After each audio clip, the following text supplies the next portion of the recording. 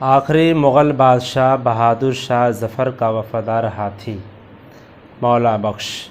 بچوں، یہ کہانی بہت پرانی ہے لیکن حقیقت پر مبنی ہے۔ آخری مغل بادشاہ شاہ ظفر کا ایک ہاتھی تھا جس کا نام مولا بخش تھا۔ یہ اپنے مالک کا بے حد وفادار تھا۔ ہاتھی خاصا بوڑھا تھا مگر تھا بہت صحت مند۔ بہادر شاہ ظفر سے پہلے بھی کئی بادشاہوں کو سواری کروا چکا تھا۔ فطرتاً شریر اور شوخ تھا، ہر وقت مست رہتا تھا، اپنے محاوت کے علاوہ کسی کو پاس نہ آنے دیتا تھا۔ ہاتھی کھیلنے کا بڑا شیدائی تھا۔ قلعے کے قریب بچے اس کے گرد اکٹھے ہو جاتے تھے اور مولا بخش ان کے ساتھ کھیلتا رہتا تھا۔ پہلے بچے اس سے کہتے کہ ایک ٹانگ اٹھاؤ، وہ اٹھا لیتا۔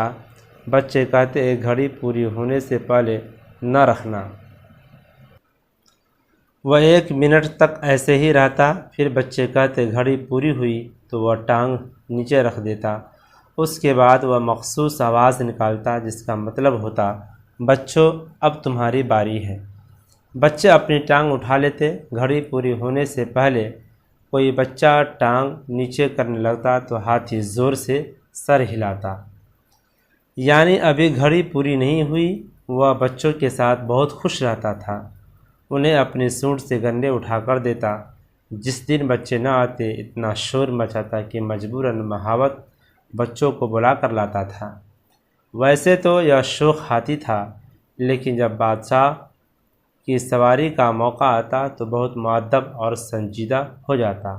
جب تک بادشاہ صحیح طرح بیٹھ نہ جاتے کھڑا نہ ہوتا۔ 1857 عیسوی میں جب انگریز قلعہ پر قابض ہوئے اور بہادر شاہ ظفر نے ہمایوں کے مقبرے میں پناہ لی تو مولا بخش بہت اداس ہو گیا۔